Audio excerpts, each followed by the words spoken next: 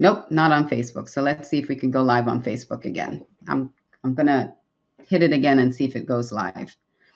But this is one of the challenges that I'm going to talk about is technology, understanding the technology, knowing what you're doing, testing, and really trying to make sure things work. So, all right, now we should be streaming on air on Facebook too. Yay!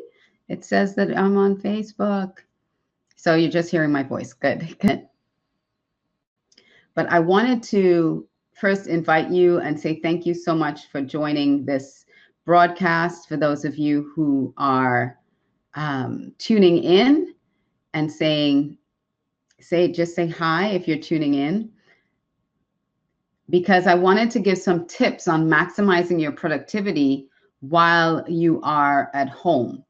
So with the current state of, the world, actually, the current state of the world right now, everybody is being forced to kind of isolate and be at home. And so if you are at home, you may be having to work from home and not sure what to do, not sure how to set up your home for work. And this is a whole new situation for you.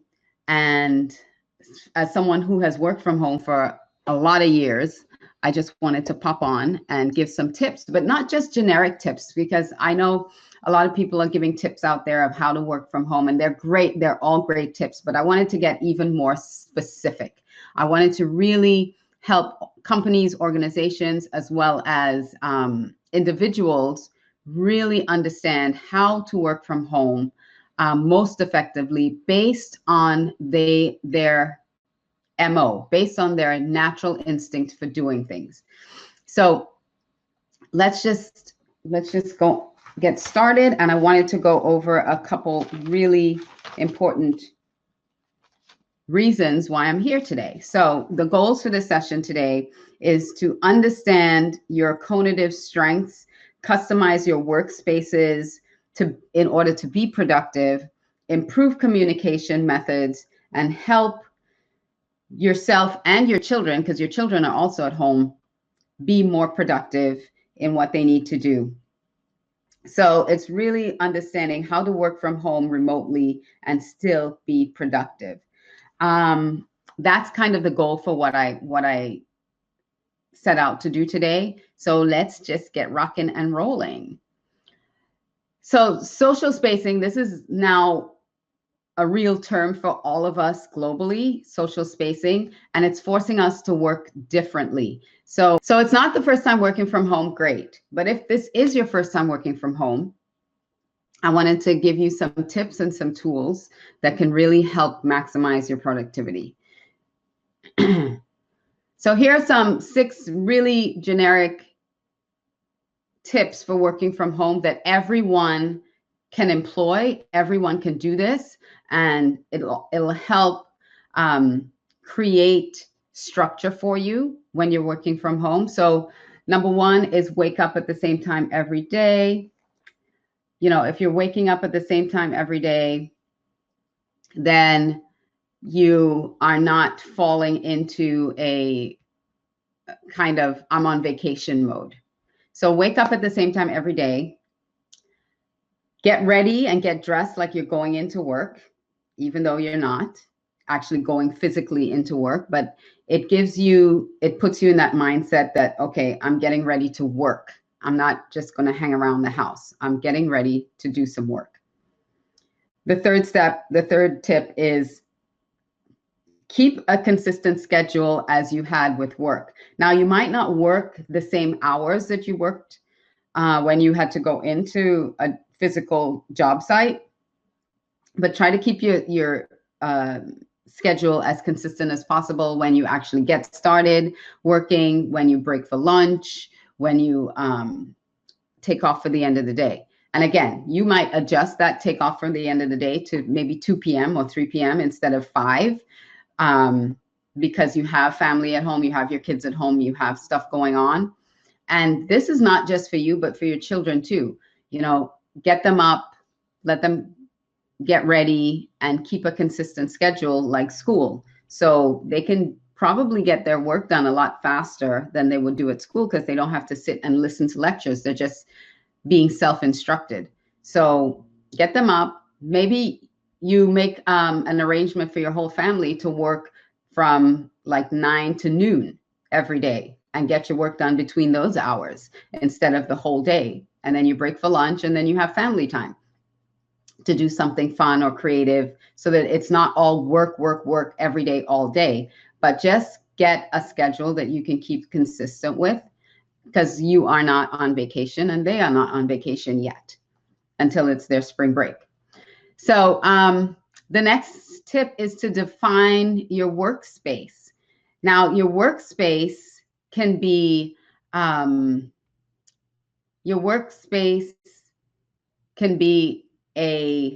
office or just an area that you designate for working.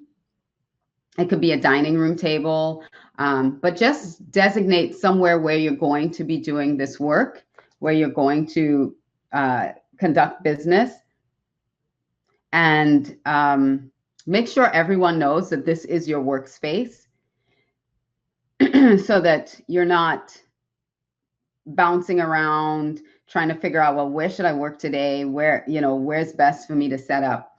Just kind of set up a space in your home that will be temporarily your workspace. Minimize interruptions. So let me go back to defining your workspace for a second, because I am going to talk more in depth about this particular point about defining your workspace. Make it conducive to not just you doing work, but also make it conducive to having to do video calls, having to check in, and so make sure that you have plugs nearby, make sure that you have connectors, make sure you can connect your camera, make sure you have a decent background so that if you can have it where your back is to a wall or a bookcase or something that is not distracting as well. Because if you position yourself where your background is people walking around behind you or things happening, it could be very distracting for work. So make sure you're defining your workspace, and that if you have to do camera work, if you have to get on video calls with everyone else on the team, that your background is not distracting everyone else. Yes, and then the next one is minimize interruptions. Make sure you're setting boundaries with everyone, letting them know these are the hours I'm going to be working, and please don't interrupt me. Likewise with your children, set aside the time that they're going to be doing uninterrupted work. And so nobody is popping in just asking them random questions, because again, if you're trying to focus and be productive, everyone popping in and out just because they see you there at home and they want to ask you, what should I eat? Can I go play a game or anything like that? It's taking you away from your productive activity to stop and answer them. So let them know that this is my work time. This is time that you don't interrupt me, because you can't just walk into my office at work and ask me all these questions. So wait until I break for lunch or take a break or something before you can ask me questions. So minimize this interruptions so that you can be productive. And then the last tip I have, which is something that will help you stay on track, is getting an accountability partner. If you can get an accountability partner, that way they can help you keep on task. You can either do it daily, weekly, however you set up to keep accountable. You can do it several times during the day, as long as that partner is on the same page as you are. So now I want to switch a little bit. So that's some really basic tips for working at home. And now that I've given you these basic tips, I wanted to share some tips that are more specific. This is one of my favorite quotes, is from Albert Einstein, and it says, everybody is a genius, but if you judge a fish by its ability to climb a tree, it will live its whole life believing that it is stupid. So while I've given you those generic kind of basic guidelines, some of those things would not necessarily work for everybody, right? Some of those things, when talking about having a set schedule, that might not work for everybody. So I want to address certain conative types. I'm going to get into conative typing that I can give more specific productivity tips to, instead of just blanket tips. All right, so that's where I'm going with this. These are some basic challenges to working at home. First of all, your productivity can suffer. And that's what we're really wanting to talk about right now, is how do you get your productivity to increase? The second challenge is technology. Like I said, I'm trying this technology for the first time with GetResponse, and it says that I'm live streaming, but my assistant says she can't find the live stream. So who knows where it's live streaming to. So let's see how all of that goes. So technology can be a challenge if you've never used video conferencing, you've never used Zoom, or even certain types of project managing software in your company, because everybody is on site and you don't really necessarily use project managing software. But now that you're remote, everybody has to get on the same page with like either Microsoft Teams or To-Do, or maybe get into a Slack group. You know, there are certain types of technology that help you communicate, that help you project organize. Trello, that's another one for project organization. So it's learning the technology, learning the apps, learning how to now function and get things done in either a Microsoft Teams group or in a Slack group, or however you communicate, or however your organization decides to keep communication with you, with everybody else. Video calling, video conferencing, make sure you understand the technology. How do you connect your camera? How do you connect to these video platforms? How do you connect to Zoom? How do you connect to Skype, GoToMeeting, whichever of the platforms that you're using to start doing the work remotely? Make sure that you understand, and don't be afraid to ask questions. Ask questions if you don't understand the technology, or how to set it up, or how to get going with it. Another challenge to working from home is really organizing teamwork, because now you're not in an environment where you're used to being together and just asking across a cubicle, or just, you know, finding the information right there. Now you actually have to get in a group, and you can do groups on, like for my business, for Dreamaniac TV, we are all remote. We're all over the world. And so we use Telegram, and we create groups in Telegram to communicate with each other. There are some that create WhatsApp groups. And again, like I said before, Slack groups. So make sure that you're creating these groups that everyone on the team can interact within, and then it's not you're not feeling like you're isolated and you're trying to work by yourself. So teamwork has to shift to technology and make sure you understand the technology and how to use it most effectively. Wellness, that's another area of challenging working from home, because when you are in an office, you're leaving your home to go into an office. And when you're home, you have to start taking care of, like I said before, boundaries. So make sure you're getting adequate sleep. Just because you're home doesn't mean that you can work 24 hours a day. You know, you have to be able to create those boundaries for yourself. Make sure you're stopping to eat lunch. Make sure you're getting in your exercise. Pay attention to yourself. Pay attention to your body, and pay attention to your family members. You know, being able to spend time with them now that everybody is together. Take advantage of that opportunity to spend some time together. The next segment that we're going to talk about The next segment I'm going to I saw a comment. It's like, I rarely exercise. Well, now's a good chance to start exercising if you don't exercise.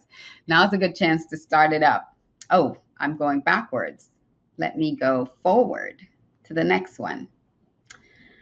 So I wanted to get specific about you and how do you set yourself up for success while you're working at home. So the work I do is with Kolbe, and Kolbe is a company that we study the cognitive part of the mind, and we do assessments, and we have a lot of tools available for you to understand that part of your mind. And so there are three parts to the mind. There is the cognitive, which is your thinking, your IQ, your skills, your reason, your knowledge, your experience, and your education. That's where your cognitive side of the mind is. There's the affective side. So when you're thinking cognitive, you think, I can do that.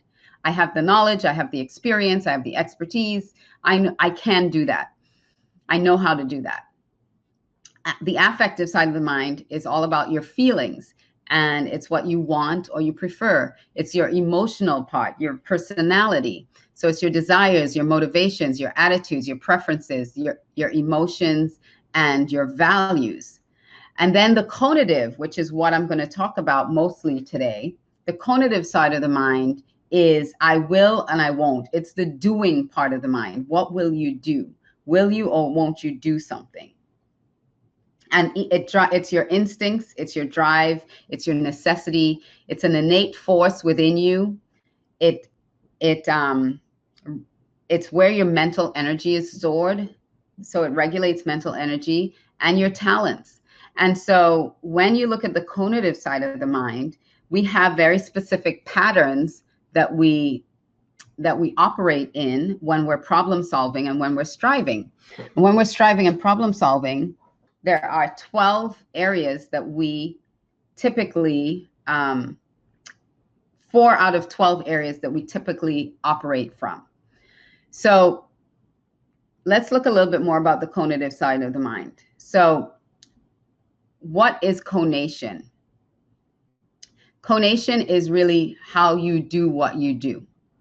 And how you do what you do is predictable, and it is, and when you are operating in your conative side of the mind, you are more effective and efficient.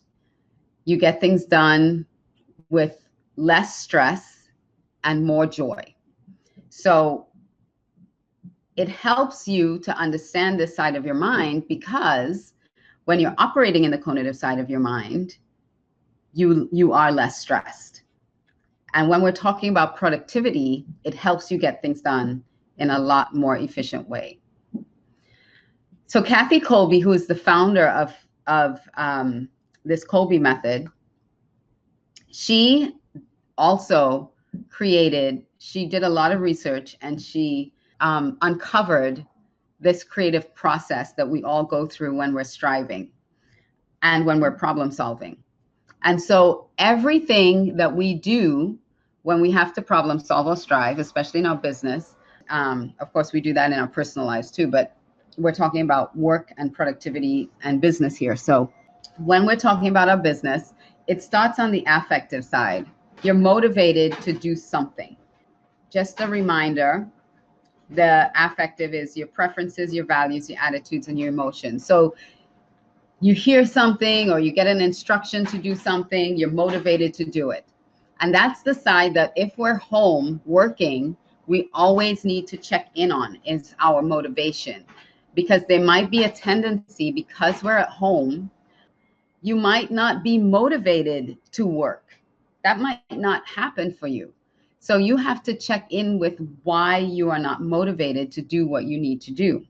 Because every process starts with motivation.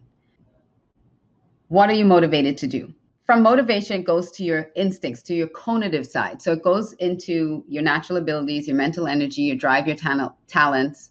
And then you start to figure out in your mind, this all happens in a split second. How can I do this? all right, I'm motivated to do it. Now, how am I going to do this? And that is where your instincts start to kick in. Then it goes to your will. Will I or won't I? Am I committed to doing this?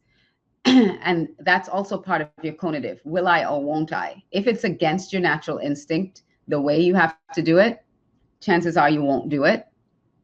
But if you reach past the will stage, then it hits your cognitive mind. A lot of people say, well, I have to think about it. I have to think about it. But before you even got to that cognitive side, you've already gone through these other 3 steps without recognizing it.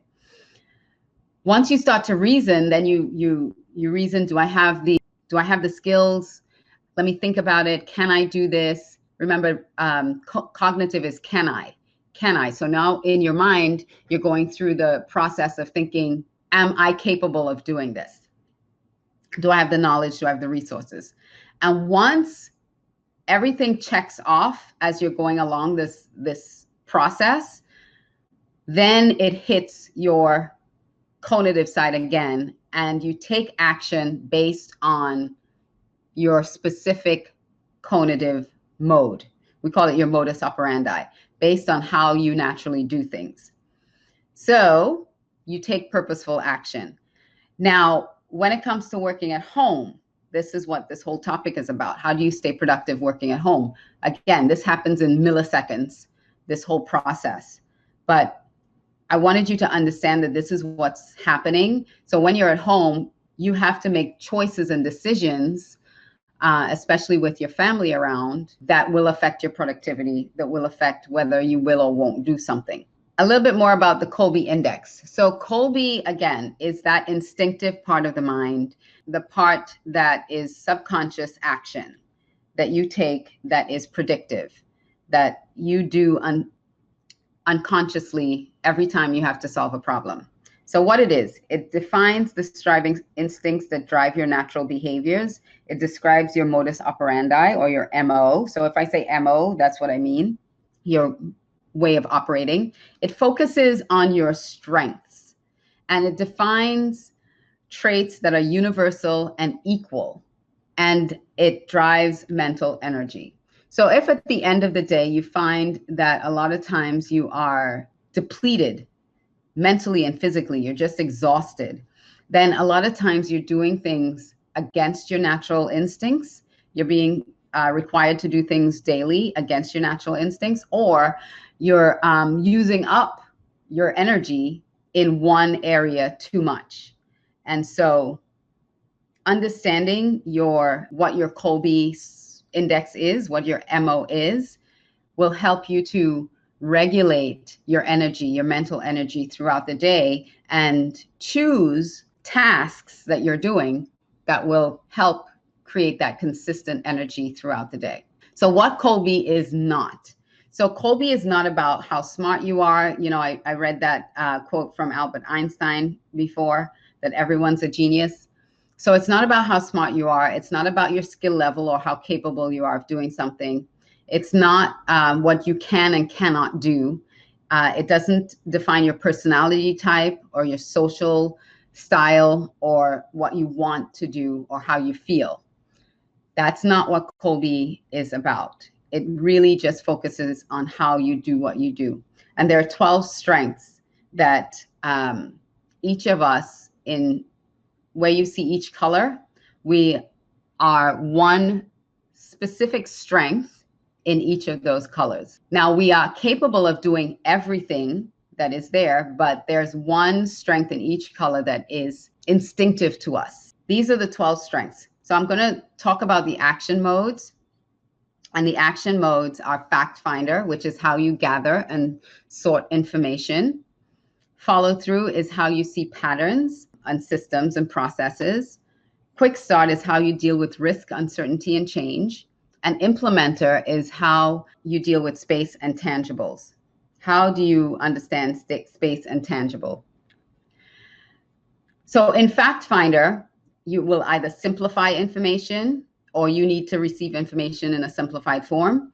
You will explain information, or you will be very specific when giving or looking for information. You get very specific and detailed. In follow through, how you deal with systems and processes and patterns is either you'll adapt, which means that you're not necessarily linear. You don't necessarily follow a specific system or process. You're more adaptable. To maintain, you can maintain systems and processes. And systemize, that means you create systems and processes. You see patterns in a lot of things that in a lot of areas of your life. Someone who is systematizes everything, you'll see them always organizing and always putting things in categories and always setting things, putting things together. So quick start, let's look at quick start. Stabilize. If you're in that area of stabilizing, that means that change is not something that you embrace quickly or readily. You try to stabilize every environment that you're in.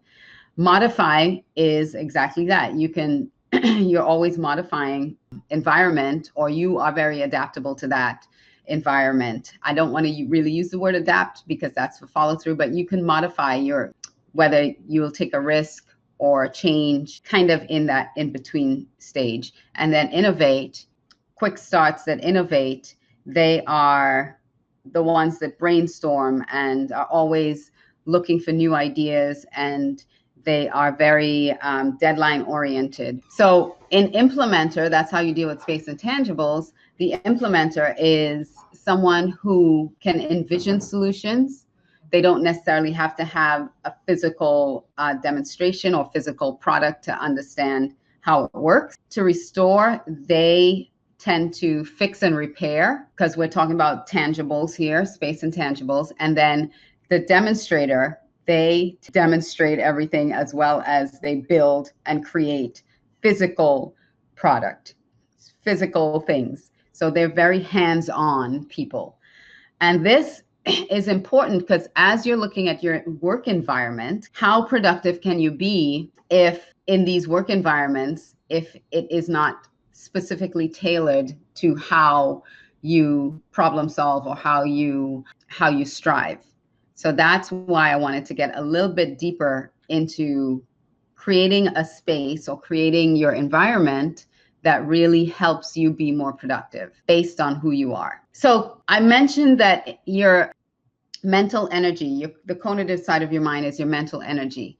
And a lot of times we're depleted because when we're operating outside of our conative strengths, those 12 strengths that you showed, when we're operating outside of those strengths, you're like you have a little gas can, and that runs out pretty quickly. And that's why you throughout the day, you might tend to feel like I am running out of steam. And that's when you go for this sugary snack, or you go for a 5-hour energy drink or a protein bar or something like that, because you're running out of steam. Now, when you are working within your natural instinct, and when you understand your natural instincts and you're working within those instincts, you're like a tanker truck of energy. You really can keep going and going and going because you're energizing yourself by working within your natural instinct. Some of the things that you have to really be aware of when working from home, again, we talked about this may be the first time that you're being asked to work from home, the first time that your company is set up remotely. And so one of the challenges that you have to be aware of to make sure that you're paying attention to is keeping some things consistent that are within the mission, the vision, and the values of your company. Doing things that are consistent with the company's mission is very, very important, because you want the workflow to continue, you want productivity to continue, and you cannot have workers now skipping days, not checking in and skipping days, and because they're home and they're home with their kids and they're making excuses. That is the fastest way to kill company culture. So everybody needs to be accountable and responsible to the mission and the vision and the values of the company. So as you're working remotely from home, keep that in mind so that you don't lose sight of what you're doing and why you're doing it. Because as everyone starts getting fearful and they start getting concerned about what's happening, they can easily lose sight of why they're doing what they're doing. Like why even check in? Why even bother to to do any work. Be encouraged and stick with the mission and the values of the company. I talked about the 6 generic tips, and I was just going to overview that again because I'm going into more specifics in the next few slides. I'm going to deal with some of these things more specifically. So wake up at the same time. That was one of the tips. If you're just joining, dress like you're going to work every day. Keep a consistent schedule. Define your workspace. Minimize interruptions with boundaries, and get an accountability partner. So let's be a little bit more specific with some stuff. So productivity tips by MO, your modus operandi. So if you are, you know what, let me go back to the 12 strengths just for a second, just because I'm going to be talking about initiating actions. That is anyone in the specify, systematize, innovate, and demonstrate area of this 12 strengths. If you're reacting, you are explaining, maintaining, modifying, or restoring. And if you are counteracting, you're simplifying, adapting, stabilizing, or envisioning. So I just wanted to give that quick overview. We have counteract, react, and initiating action. So let's go into some initiating actions. So the initiating action mode for Fact Finder, and again, all of this is from Kolbe. This is all research that has been done by the Kolbe Corporation, and it's over 40 years of research in doing this. So it is validated. It is solid research that they've done over the last 40 years. So if you are an initiating fact finder, your productivity challenges will be the availability of information. Because you're isolated, when you're in the office, you probably know exactly where to go or how to go about getting the information that you need and from who you need to get it. But being in that you're working from home now, your challenge might be not enough information is available for you to actually do what you need to do. So a solution to that is making sure that the company sets up or the team sets up shared work drives.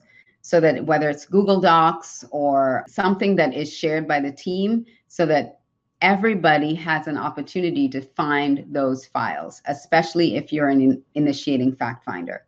You want to be able to find the information that you need in order to go to the next step.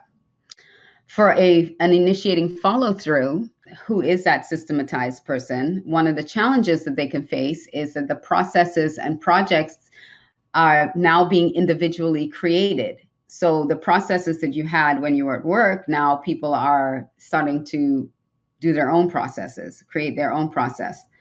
And another really big challenge is that you're not focused, because for someone who is an initiating follow-through, they like to have a lot of lists that they check off. And you may have a home list and a work list.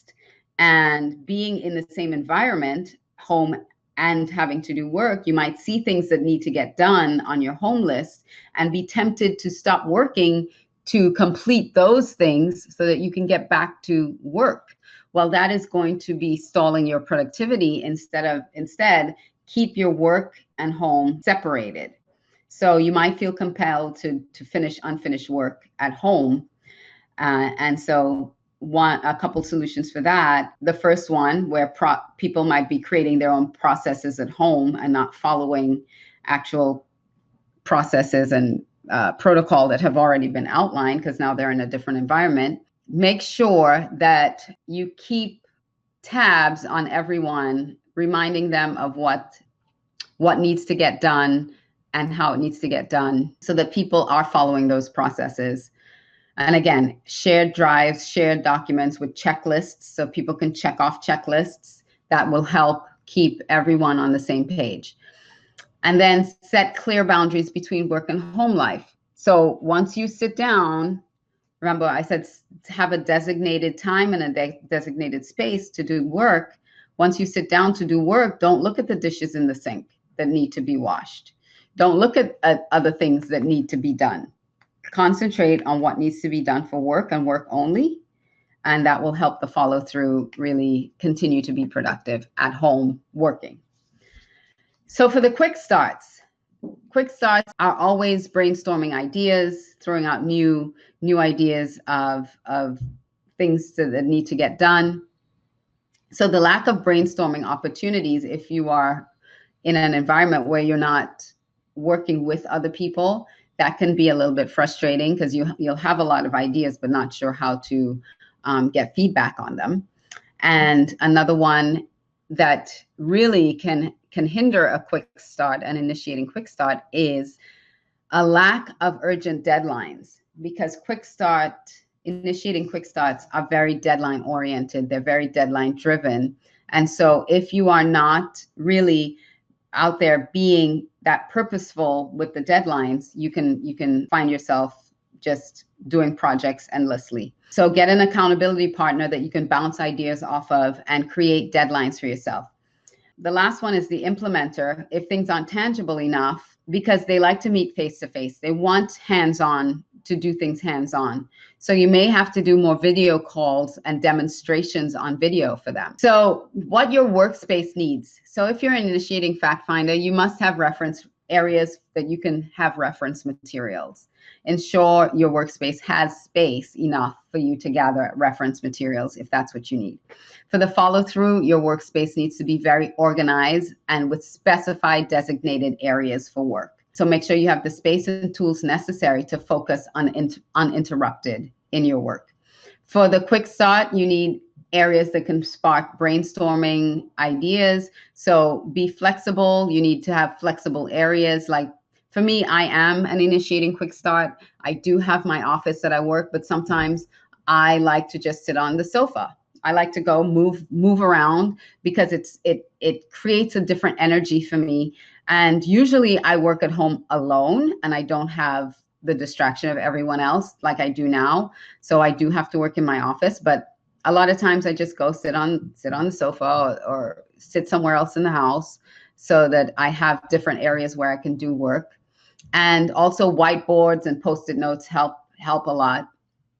And for the implementer, you need space and quality materials. So good, solid desk to work on. You need beautiful spaces to work in, maybe something with flowers. You need to really have a physical space that inspires you, have good lighting and areas to be able to move about, to stand and work, to sit and work, to sit on the floor. You need to be able to be more flexible in your workspace if you're an implementer. So counteracting modes. So for fact finder, you need a less formal space and you need to keep it very simple. Counteracting follow through, you need space for all your piles. You need space to put all your piles because we always have piles and we know what's in the piles, but nobody else knows what's in the piles. But have places for piles and sticky notes and places that you can hide stuff in, because it's not always well organized space. For the quick start, that is a counteracting quick start, that's stability. You need ample notice for changes coming up. So if something's going to change with the business, with the office, they need to tell you in advance so you can prepare yourself for the change. You need stability. You need a consistent working space. So wherever you have set up to work, you need to work there consistently every day. Counteracting implementer, you need temporary solutions. You don't have to have a designated specific space everywhere. You can just pop up, which is, again, part of my need. I am a counteracting implementer, and that's why it works for me to sit on a sofa, to sit in my office, to sit in the dining room, to just move around. I need pop-up spaces. I need to be able to move around to stimulate my creative juices. So those are just some additional tips for setting up your work environment at home based on your action modes, based on your MO. These are also helpful methods of communication. And I just want to run through these quickly, because if you're working remotely and you have someone that is an initiating fact finder, the best way to communicate with them is through the written word. For the follow through, it's visuals, charts, graphs, diagrams. So you may need to get on a Zoom call and share your screen. For the quick start, it's spoken words. So being connected via voice is very important, to always hear someone, to be able to talk things out, to be able to ad lib and brainstorm and speak out things. And that's important for communication. And for the implementer, they need to do demonstrations or see demonstrations, see things. So video conferencing is very important for them, to be able to read body language. They're very tangible, so they love face-to-face, but we can't necessarily always be face-to-face at this time. So, or we can be face-to-face in an office, but in a distance, at least 6 feet apart. But again, if you're working remotely from home, video conferencing for the implementer will help greatly. So I don't really have time to go through the commitment clarifier, but I wanted to share some simple tips to keep yourself committed to what you're doing. When you go through the motivation, here's a quick chart that you can do, and it's listing out the commitments that you have, and then going through kind of this checklist of how committed am I to this? How committed am I to doing this? So conatively, does it fit me conatively? Or is it okay? Or does it work against my grain? And you give it a score of 1 to 3. So you're giving each item that you put that you're committed to doing a score of 1 to 3 on the conative side. Then on the affective side, do I prefer to do this? Am I neutral, or I don't like to do this? And then on the cognitive side, what is my skill level in doing this? Is it above average? I have average skill. I don't know what I'm doing. So that way, when you fill out this evaluation of yourself, then you can determine whether you're really committed to doing something or just moderately committed to it. And if you're moderately, or you have a low commitment to something, chances are it's not going to get done very quickly. And if it's something that needs to get done urgently and you're not committed to doing it, you definitely need someone to hold you accountable so you can get it done faster, sooner rather than later. But you need to be able to understand and evaluate each task that you're doing and assign it a priority level. So when you assign it a priority level, then you understand what needs to get done and what your commitment level to getting it done is. So I'm just going to quickly wrap this up. I know this is something that I go through with my clients, the commitment clarifier, to help you understand how to be committed to something, what you need to do. So I hope this was super valuable for you. I hope you got some really great tips on how to work productively from home, and not just the blanket tips, but also some more specific strategies. And if you want to know more about Kolbe, or what your Kolbe strengths are, or how to really set yourself up for success during this time, please reach out to me. You can book a call with me on calendly.com/Alicia Couri/virtual coffee. Let's have a conversation and see where we are and what I can do to help you. And in the meantime, stay safe. I'm looking forward to hearing from you, and hopefully I can be of value to you during this time.